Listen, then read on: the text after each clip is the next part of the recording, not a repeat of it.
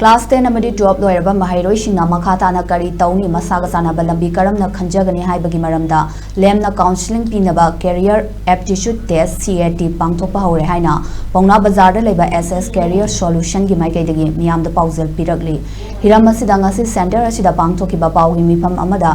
SS Iju Provided Limited asigi senior counselor oibada natana director su oiribi Silomi Sanjembamna haikibada Class 10 amadi 12 loiraba mahairoi kayana makhoigi tung tarakpa matam singda kari tawgani amadi karamba lambida chatkani khangdana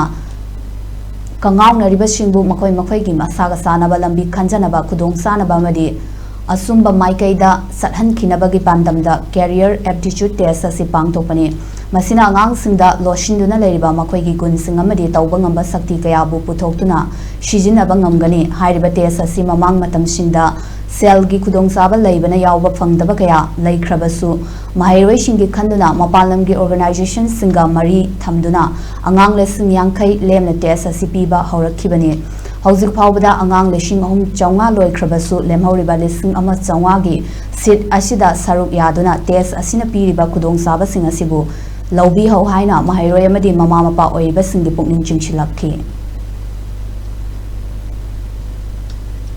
Career aptitude test habase masigi matungina agang se kanano mongonda kari magun yawi magi personality na karino mana tawang ambagi sakti kaino samna harabada ngasai pi ahum se potential personality and preference sigi ahum se khangdok na bai damta adumba khuna tawjaba test amani